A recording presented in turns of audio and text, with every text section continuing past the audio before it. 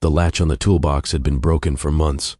Odalys Marsh only opened it that Saturday morning because she needed a flathead screwdriver for a loose cabinet hinge, the kind of small task that had quietly filled her marriage for 24 years. She didn't expect the lid to fall backward. She didn't expect what spilled out onto the concrete floor of her garage. Envelopes, dozens of them, rubber banded into thick stacks, each one stamped in red ink that made her stomach drop before she read a single word. Final notice. Account past due. Immediate action required. All addressed to her husband, Leo. She sat down right there on the cold garage floor, the stacks in her lap, and did what 9 years at an accounting firm had trained her to do without thinking. She sorted them by date. Order calmed her, but there was no order to what she was finding. Only a slow, sick weight settling into her chest with every envelope she opened. The oldest notice was dated 3 years ago. The most recent had arrived the week before. If you're just joining me, welcome. And if you've been here before, you already know what kind of story this is. Before we go any further, hit that subscribe button, because you do not want to miss where this one goes. What Odalys found in that toolbox wasn't just debt. It was the first crack in a marriage she thought she knew completely. And by the time she understood the full truth, she would realize the money was never the real secret. It was only the beginning of one. Have you ever trusted someone completely, only to discover the life you thought you were living was only half true? Not a lie you could see coming, not a warning sign you missed. The kind of truth that hides so well it wears a wedding ring and kisses you goodbye every morning like nothing is wrong. That was Leo. For 24 years, Odalys would have told you her husband was the most careful man she knew. He left for the office every weekday morning at exactly 7:40, kissed her on the temple. On his way out, and came home at 6:15 smelling like coffee and printer toner. He talked about deadlines, difficult clients, a promotion that was close, really close. He color-coded their household budget spreadsheet down to the last category. He once drove back to a restaurant because a waiter had given him $5 too much in change, because, in his words, it isn't right to keep what wasn't earned. That was the man she married. And right up until those envelopes hit the garage floor, it was still the man she believed she was married to. So let me be honest with you about something, because I think you deserve that much this early on. This is not a cheating story. I know where your mind is already going.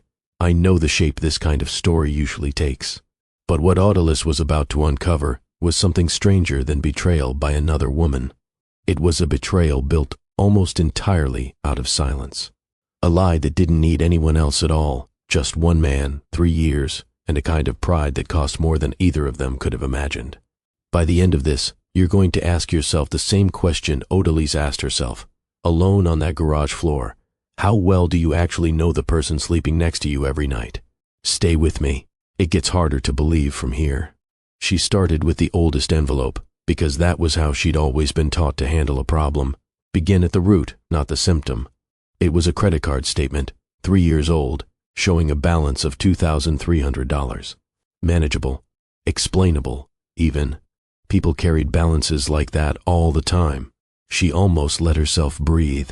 Then came the second envelope, and the third, each one built on the last, the numbers climbing the way water rises when a drain has been blocked for far too long. A second credit card, a personal loan taken out 18 months ago, a collections notice threatening legal action over a debt that had once been small enough to fix with a single paycheck, and was now anything but. By the time she reached the final stack, her hands weren't steady anymore. $41,000, not spread thin across one bad account, not a single bad month. $41,000 accumulated slowly and carefully, the way a person builds something they don't want anyone to notice being built. The accountant in her wanted to keep sorting, keep organizing, keep turning panic into columns and totals, because numbers were the one language that never lied to her.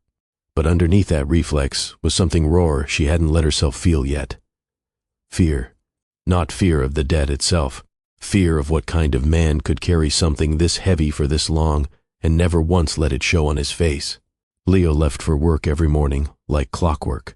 Came home the same. Kissed her the same. How does a person hide something this size in plain sight? She thought about confronting him that night. She even rehearsed it in her head, standing at the kitchen counter, chopping vegetables, while he sat 2 rooms away, watching the evening news like nothing in the world was wrong. But every version of the conversation she imagined ended somewhere she didn't want to go. What if this was only the surface? What if asking the question out loud broke something that quiet effort could still repair? So she made a choice instead, the kind that felt, in the moment, like love. She would fix this herself, quietly, the way she fixed everything that felt too fragile to say out loud. She had an inheritance from her mother, an account Leo had never once asked the exact balance of, because in 24 years of marriage, some things had simply stayed hers. She told herself this was what marriage looked like when it was frightened. Silent, sacrificial, a little bit like drowning and telling yourself it's swimming. If you've ever loved someone enough to carry a weight they never asked you to carry, you already understand what she was about to do. And if you haven't yet, stay with me, because this story is going to test what you think love is supposed to look like. Don't forget to like this video before we go further. It helps more people find their way to this story. She had no way of knowing, sitting there on that garage floor with $41,000 of someone else's secrets in her lap, that she had only found the smallest room in a house she hadn't even realized existed. The next 6 weeks became a second life. Odalys lived entirely in private. She made the calls from her car during lunch breaks, parked 2 blocks from her office so no coworker would walk past and overhear her reciting account numbers she'd memorized from years of filing their taxes together. She learned the language of collections quickly: calm, firm, transactional, verify the account, confirm the balance, request the payoff amount.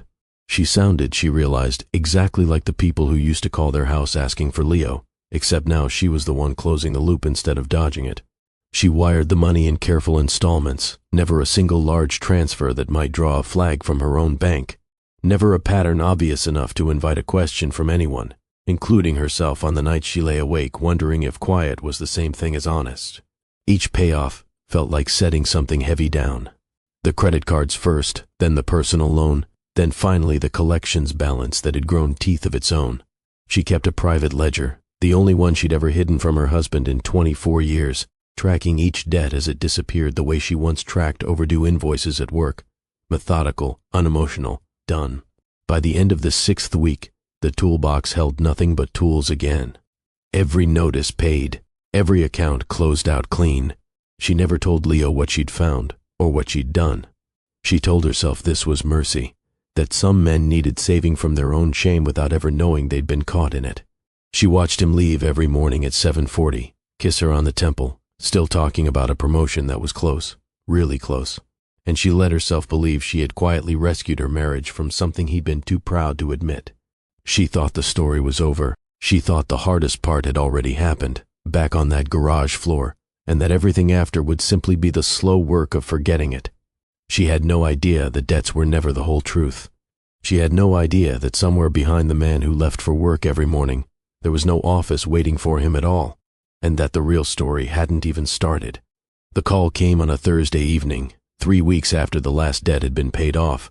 "You two never do anything spontaneous anymore," her daughter Marin said, laughing on the other end of the line, 23 and newly engaged and full of the kind of sentimental energy that arrives right before a wedding. "When's the last time you surprised Dad at work? Bring him lunch. Be that couple again." Odalys laughed along with her, but the idea settled somewhere deeper than she expected. Maybe it was the guilt still sitting in her from 6 weeks of secrecy.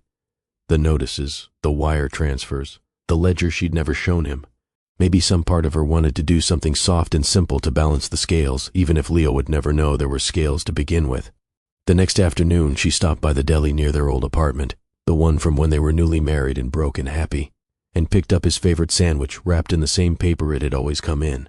She drove downtown to the office building where Leo had worked for years, a mid-rise glass building she had somehow, in 24 years, never once actually walked into. She realized that fact standing in the lobby, sandwich bag in hand. 24 years, and she had never seen where her husband spent his days. The directory listed Ashcroft Bennett Financial Partners on the 4th floor. She rode the elevator up, rehearsing a small joke about surprise deliveries, feeling almost giddy, the way she used to feel early in their marriage, when showing up somewhere unannounced still felt romantic instead of risky. The doors opened. No financial firm waited on the other side. A dental practice sat there instead. A waiting room full of patients, a fish tank bubbling quietly in the corner, the sharp, clean smell of antiseptic hanging in the air. She checked the directory panel by the elevator again. 4th floor. She hadn't misread it. She hadn't gotten off on the wrong stop. A receptionist behind the front desk looked up, a patient young woman with a name tag that read Priya, and watched Odalys hover in the doorway with visible confusion long enough that she finally asked if she needed help. "I'm looking for Ashcroft Bennett Financial Partners," Odalys said. "My husband works here." Something flickered across the receptionist's face. Quick, barely there, and then smoothed over so fast, Odalys almost convinced herself she'd imagined it. "I'm sorry," Priya said. "This suite has been ours for almost 3 years. I don't know that name." Odalys stood very still in the doorway of an office that smelled like mint and rubbing alcohol, holding a sandwich that suddenly felt absurdly heavy in her hand, and felt the floor of her life tilt sideways beneath her. 3 years, not 3 months, not a recent move she'd simply missed hearing about. 3 years, this dental office had occupied a space her husband walked into and out of every single weekday morning like clockwork. She didn't ask another question. She thanked Priya quietly, turned around, and walked back to the elevator on legs that didn't quite feel like her own. If you've ever had a moment where the ground you were standing on simply wasn't there anymore, you know exactly what this felt like for Odalys. And if your stomach is starting to drop right along with hers, that's exactly where I need you to stay, because we are only getting started. Subscribe now, because the next few minutes are going to change everything you think you understand about this marriage. She stood in that lobby a long moment before she could make herself move toward the exit, the sandwich bag still clutched in one hand like it might somehow still mean something. She didn't drive home right away. She sat in her car in the parking garage instead, engine off, both hands still resting on the wheel, running through explanations that got flimsier every time she tried one on. Maybe the firm had relocated, and Leo simply hadn't mentioned it. Maybe she'd misremembered the building years ago and never corrected the mistake in her own head. Maybe. The word looping, until it stopped meaning anything at all. 40 minutes passed like that. 40 minutes of a woman who organized invoices for a living, trying and failing to make a set of facts add up. Finally, she pulled the old business card from her wallet, the one that had lived behind her driver's license for years, the one she'd never once needed to use. She dialed the number printed across the bottom. It rang twice, then it disconnected.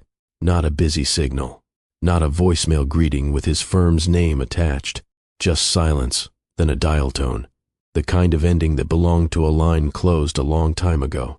She sat with that sound in her ear long after the call had ended. That evening, her husband walked through their front door at exactly 6:15, the way he had for years. He hung his coat on the same hook. He asked what smelled good in the kitchen the same way he always did, with the same small smile, like nothing in the world had shifted since that morning. Odalys served dinner. She asked him, carefully, how his day had gone. "Same as always," Leo said, reaching for the salt. "Deadline on the Kessler account is close, really close." She watched him say it, watched him eat, unaware, still wearing the pressed shirt from a job that apparently didn't exist in the building he claimed to leave for every morning. She watched him with new eyes now, the eyes of someone auditing an account that no longer balanced, looking for seams in a story she used to accept without question. She said nothing, not yet. Some part of her, the part that trusted evidence over confessions, already understood that whatever answer Leo gave her tonight would not be the whole truth, not until she understood the full shape of what she was actually asking about. So she smiled back at him across the table, passed him the salt, and began, quietly, to investigate the man she'd shared a bed with for 24 years. It took 4 days for Odalys to track down someone who had actually worked with her husband. Her name was Corinne Ashby, a former executive assistant at a firm that, it turned out, really had been called Ashcroft Bennett, except it had closed its doors 3 years ago, not relocated. Corinne agreed to meet at a small coffee shop across town, visibly uneasy the moment she sat down, twisting a paper napkin in her hands for most of the conversation. "I always wondered if he ever told you," Corinne said finally. "Told me what?" Corinne exhaled slowly, like she'd been holding the breath longer than just that morning. Leo didn't leave Ashcroft Bennett on good terms.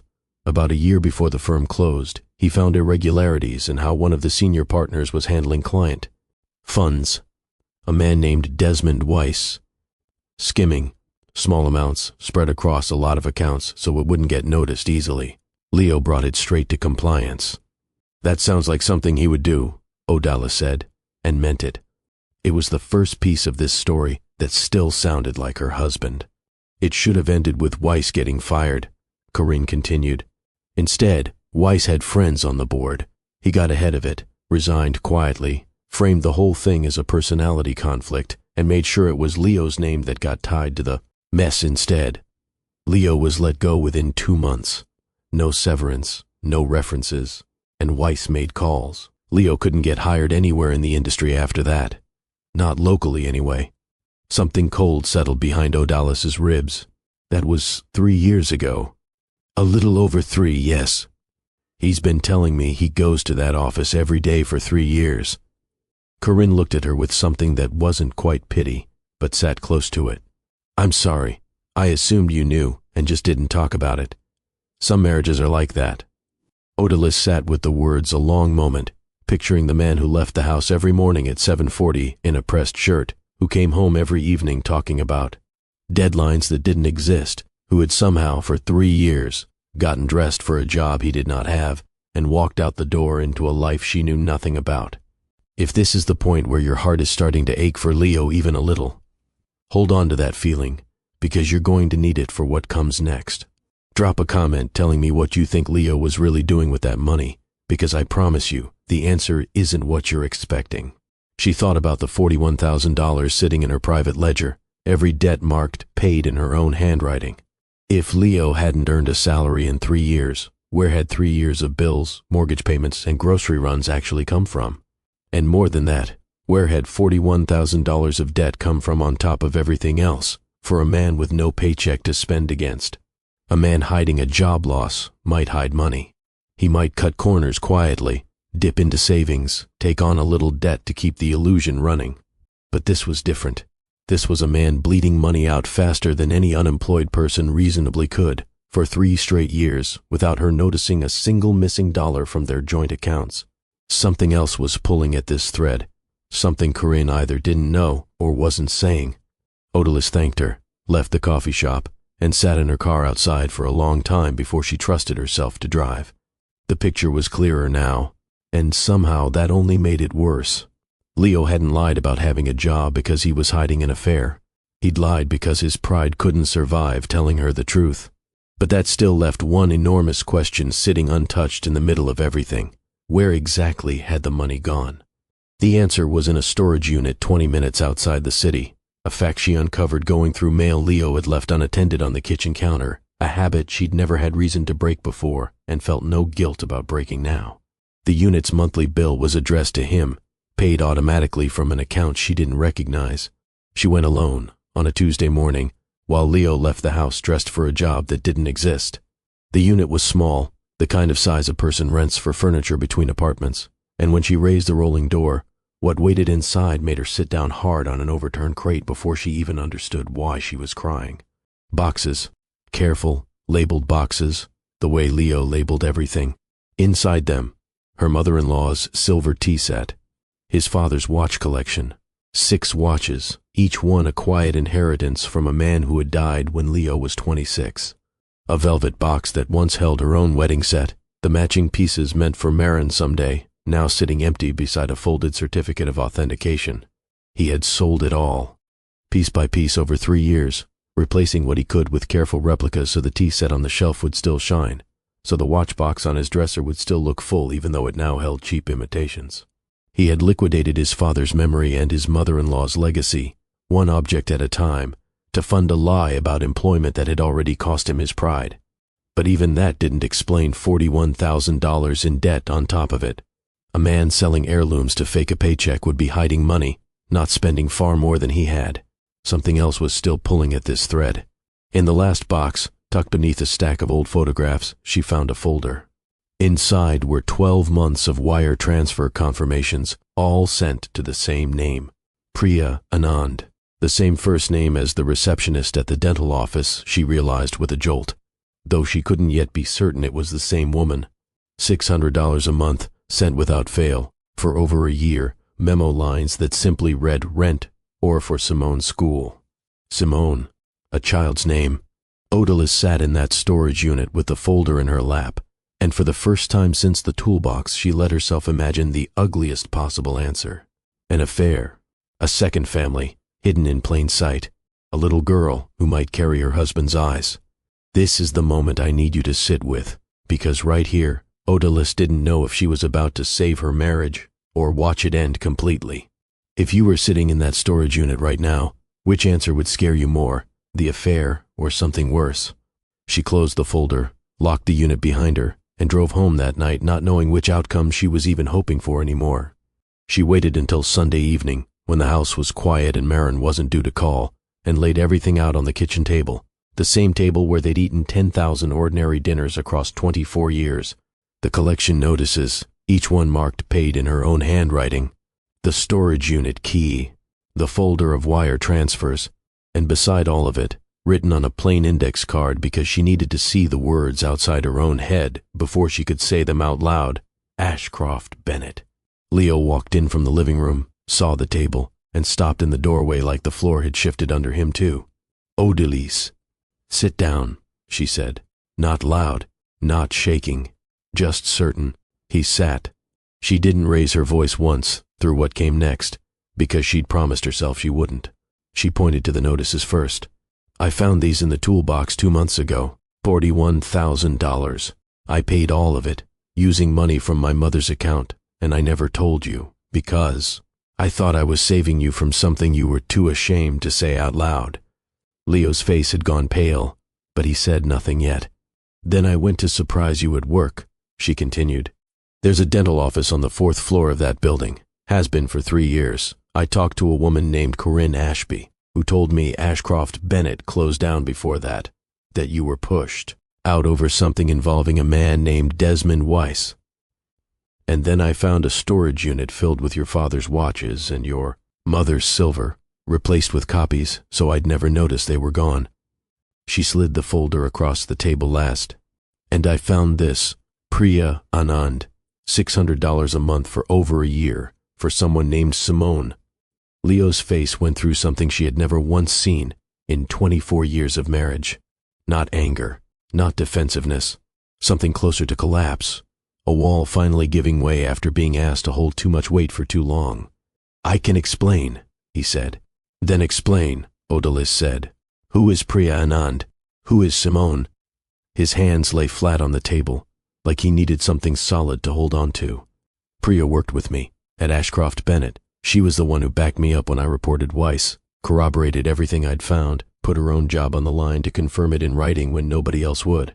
When they pushed me out, they pushed her out right alongside me. Except I had savings. I had you. She had a 5-year-old daughter and a rent payment, and no one else to fall back on. And she couldn't. To find work in the industry either, because Weiss made sure both our names were poisoned. So you've been supporting her. I told her I'd help until she got back on her feet. His voice cracked on the next part, and it landed differently than anything before it. I didn't think it would take 3 years, Odalys. I didn't think I'd still be unemployed 3 years later either. Every single month I told myself, next month I'll have a job. Next month I'll finally tell you the truth. Next month I'll stop sending Priya money because she won't need it anymore. And every month I was wrong. And every month it got harder to say any of it out loud, because the longer I let the lies sit there, the more it was going to cost me to finally put it down. There is no affair, she said, needing to hear him say the words plainly, needing them to exist outside her own fear. There is no affair, Leo said, meeting her eyes fully for the first time since he'd sat down. There has never been anyone but you. I swear it on my father's grave, on the watches I sold that used to be his, which I know now you've found. God, Odalys, I am so sorry you found all of this the way you did, instead of hearing it from me. She believed him. That was the strange, devastating part of it. She believed every single word, and somehow it didn't make the last 3 years hurt any less. If anything, it made everything worse. He hadn't betrayed her with another woman. He had betrayed her with pride.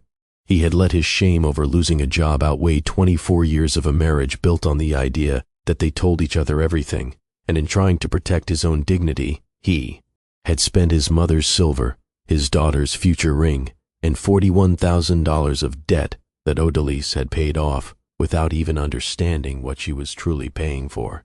"You let me think you had a job," she said. "Every morning, for 3 years, you put on a shirt and tie and drove somewhere. Where did you even go, Leo? Where were you every single day?" "The library, mostly," he said quietly. "Sometimes a co-working space when I had interviews to prepare for. I applied to over 400 positions. I got interviews. I never got past the reference check because the first call anyone ever made was to Ashcroft Bennett, and Weiss made sure whoever answered had a story ready. You should have told me the day it happened." "I know. Not eventually, Leo. Not when you were ready. The day it happened." "I know that." His voice was barely above a whisper now. "I think some part of me always knew it, and I let the fear win anyway, every single morning, for 3 years, because it felt easier to lie today than to lose you. Today. And I kept betting there'd be a tomorrow where the truth would finally cost less than it did the day before. There never was one. It just kept costing more."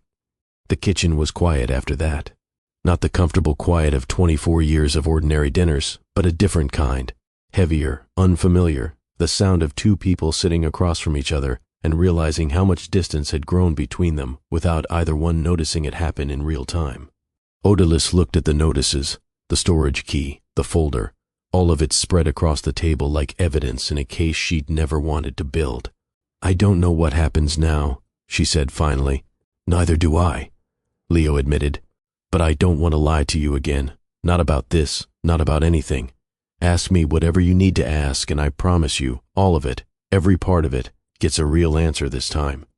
She sat with that offer a long moment, the silence between them no longer built on secrets, but on the simple, uncertain work of 2 people trying to figure out what, if anything, could still be salvaged from 24 years that had turned out to be only partly true. There was no scene where Odalys forgave him instantly, because that wasn't who she was, and it wouldn't have been true to what he'd done. Trust, she was learning, wasn't a single object that simply broke or didn't. It was closer to the silver sitting in that storage unit, replaceable in appearance but never quite the same weight in your hand once you knew what had been swapped out for something that only looked real. They didn't divorce, but they also didn't simply return to the marriage they'd had before the toolbox, because that marriage, it turned out, had been partly fictional for 3 years, and you cannot unknow a fiction once you've seen behind it. What they built instead was slower, less comfortable, and in its own way, more honest than anything they'd had before. Leo told her everything now. The real number on the wire transfers, the real story behind every sold heirloom, the real weight of shame that had kept him silent for 3 straight years. Odalys told him, for the first time in 24 years of marriage, how frightened she'd been sitting on that garage floor, how she'd paid off his debts not entirely out of love, but partly out of fear that the truth, whatever it turned out to be, would be worse than the silence she'd chosen instead. They started small. A weekly conversation, just the 2 of them, about money, every account, every number, no more locked drawers or unspoken balances. It felt clumsy at first, almost formal. 2 people relearning a language they'd once spoken without thinking.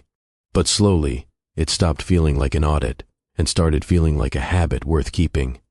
Priya Anand eventually found work of her own, with a reference letter Leo wrote for her before he had one for himself. The monthly transfers stopped on their own, not because Leo decided to abandon a debt of gratitude, but because the woman he'd protected no longer needed protecting.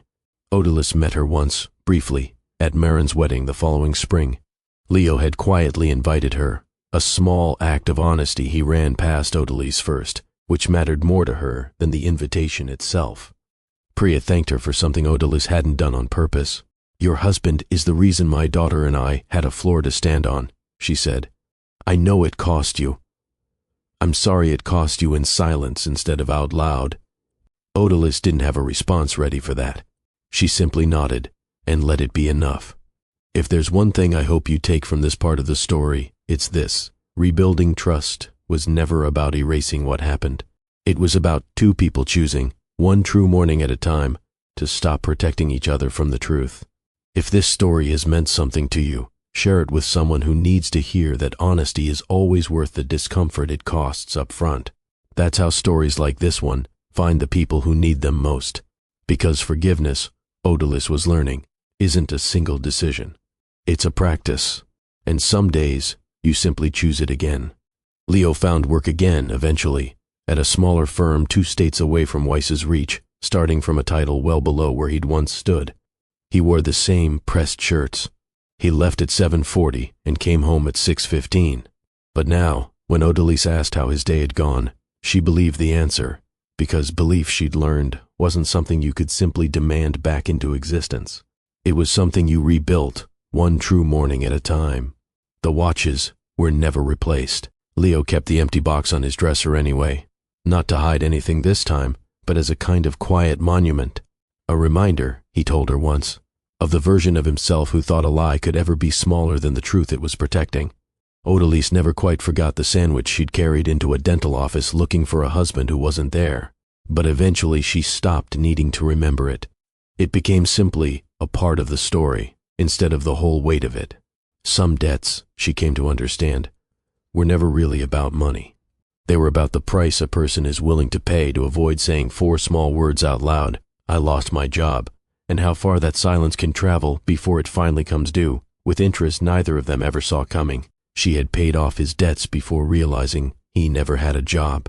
What she hadn't realized, not until much later, was that some debts can only be repaid in the truth someone was too afraid to give you the first time. And forgiveness, when it finally arrives, rarely erases what was lost. It simply decides what gets built on what remains.